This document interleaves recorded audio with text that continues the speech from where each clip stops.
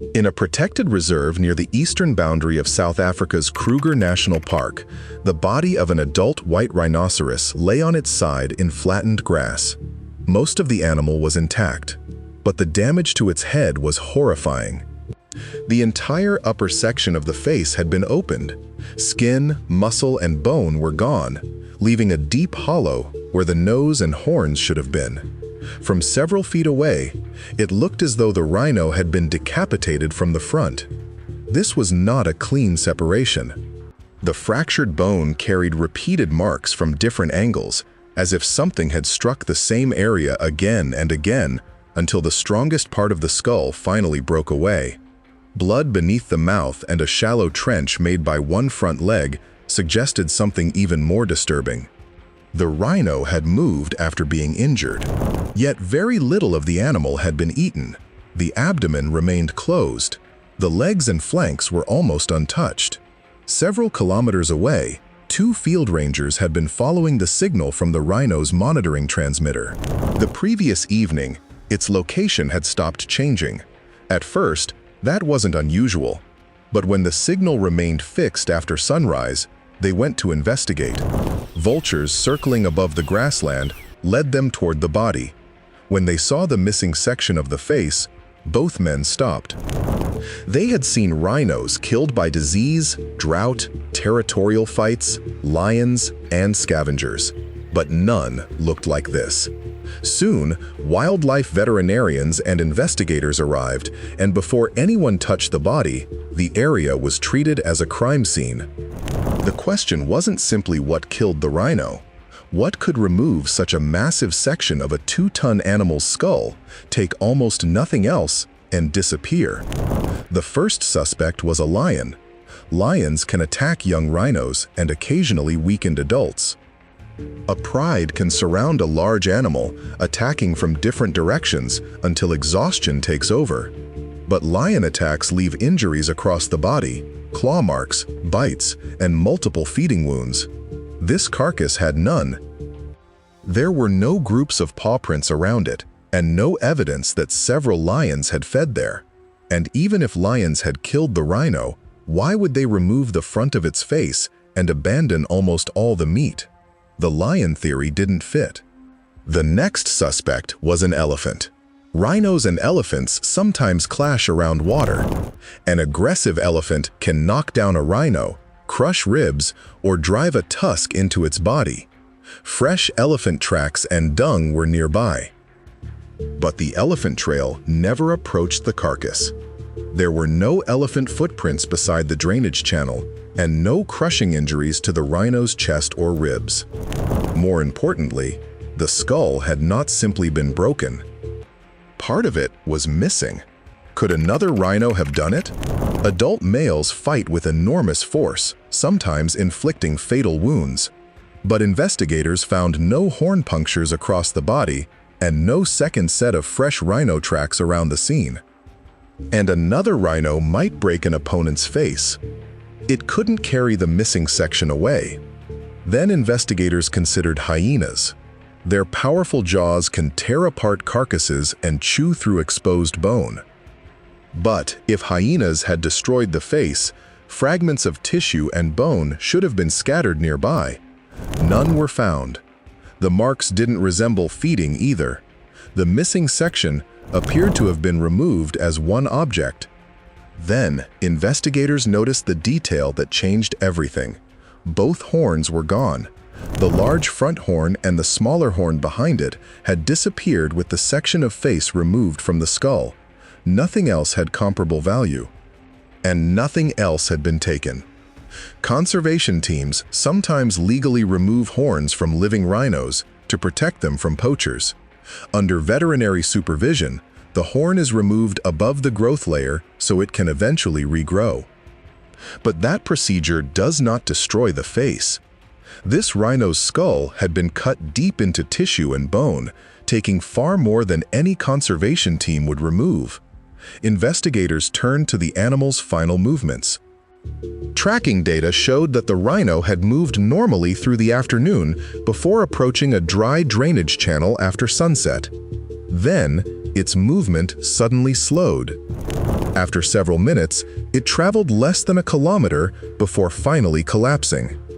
That meant the rhino survived whatever happened beside the channel. During the examination, the veterinarian discovered a small opening behind the front leg. Compared with the destroyed face, it looked insignificant. But beneath the skin, the wound continued deep into the chest. This was the injury that killed the rhino. The destruction around the horns happened afterward. Now every natural predator could be eliminated. Near the drainage channel, investigators found shallow depressions where someone appeared to have remained low behind the bank. A broken branch provided a clear view of the path the rhino had followed. No cartridge case was left behind. No obvious boot prints survived. Whoever had been there had removed what could be collected and moved across harder ground where tracks were difficult to leave. And suddenly, the lack of evidence became evidence itself. Animals don't recover objects from crime scenes. They don't choose firm ground to hide their tracks. And they don't remove only the part of an animal that can be carried and sold. The predator wasn't a lion. It wasn't an elephant. It wasn't another rhino. It wasn't a hyena.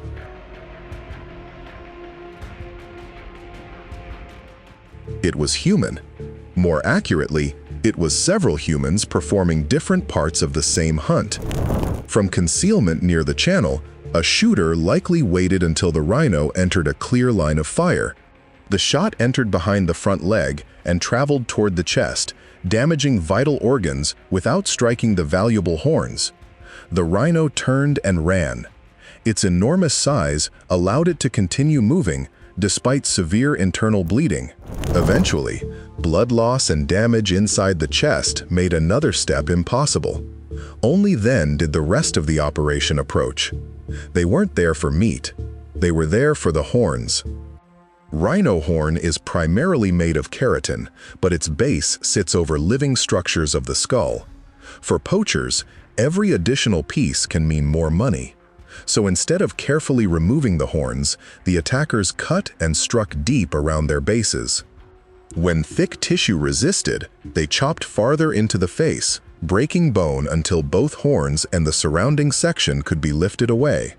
That's why the wound looked less like dehorning and more like decapitation.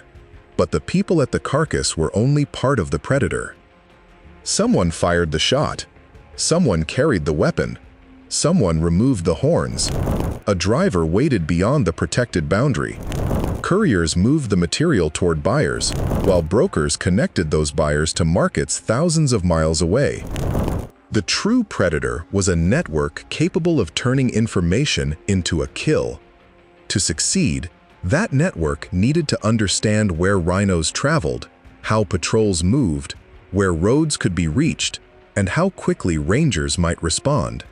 Speed was part of the method. Silence was part of it. The destroyed face wasn't uncontrolled violence. It was organized extraction. Investigators collected tissue and DNA from the carcass. Rhino DNA can later be compared with blood, tools, vehicles, or horns recovered from suspects and trafficking routes. A horn discovered months later and hundreds of miles away can potentially be connected back to the animal from which it was taken. But forensic science begins after the animal is already dead. Preventing the next attack requires rangers, detection dogs, aircraft, cameras, intelligence networks, and communities willing to report traffickers. Some reserves also remove horns from living rhinos under veterinary supervision to reduce the reward available to poachers. But even that cannot eliminate the danger completely. This adult rhino had survived predators, drought, competition, and years in one of Africa's harshest environments. None of its natural defenses mattered against an attacker that understood distance, weapons, money, and the schedules of the people trying to protect it. A lion must risk its body. An elephant confronts its opponent directly. A rival rhino leaves tracks and signs of battle. But the human predator can kill from concealment, take only what can be sold, and disappear before the body is discovered. The investigators entered the grassland, asking what predator could tear away the strongest part of a 2-ton rhino's skull and leave the rest behind. The answer wasn't hiding in the grass. The predator decapitating rhinos in Africa doesn't live beside a waterhole. It builds a market, sends someone else to kill, and turns the face of a dead rhino into something small enough to carry away.